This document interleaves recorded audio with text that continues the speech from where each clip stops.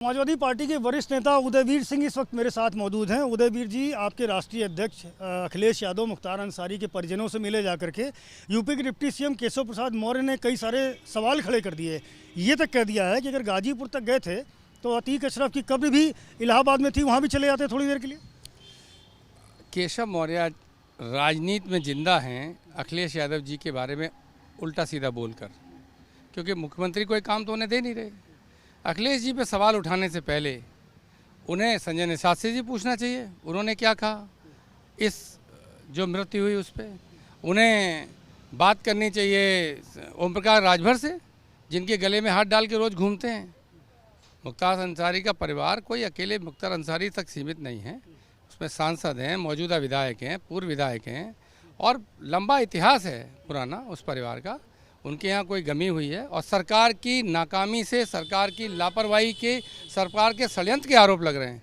उन्हें अपने बारे में सफाई देनी चाहिए बजाय दूसरों के बारे में ज्ञान देने से। बीजेपी ने यह भी कहा है कि अखिलेश यादव ने जिस तरह कई दूसरे देशों में राजनीतिक हत्याएं हुई हैं उससे मुख्तार अंसारी की मौत को जोड़ दिया है और उनका कि वही उसी तरह का षड्यंत्र भारत में और उत्तर प्रदेश में किया गया।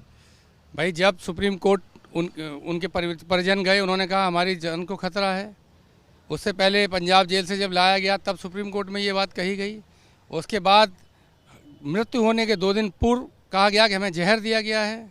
और उसके बाद क्या कभी आपने सुना है कि कोई आदमी आईसीयू में हो और वहाँ से निकाल के सीधा जो है बैरक में चला जाए, वार्ड में भी न शिफ्ट किया जाए?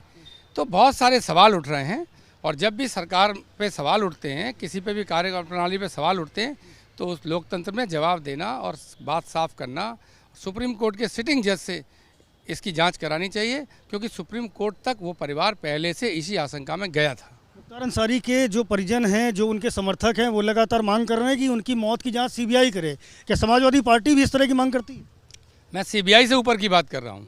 सीबीआई, ईडी तो भारतीय जनता पार्टी के चुनावी प्रकोष्ठ बने हुए हैं। एक व्यक्ति मुख्तार अंसारी के साथ माना जाता है जिसको 10 साल तक उनका साथी बता रहे हो, उसको वायु सुरक्षा दे देंगे और मुख्तार अंसारी को माफिया कहेंगे। तो ये सुविधा की जो राजनीति है कि जो आपकी पार्टी में आ जाए वो संत और जो आपकी पार्टी में नहीं है उसमें सारे दोष, और ये सारा काम ईडी, सीबीआई इस तरह की संस्थाएं दबाव बना के कर रही हैं। इसलिए समाजवादी पार्टी ने कहा कि हमको सुप्रीम कोर्ट के जज के द्वारा जांच होनी चाहिए। न्यायपालिका पर लोगों का भरोसा है और उनके परिजन पहले से न्यायपालिका के पास गए भी थे।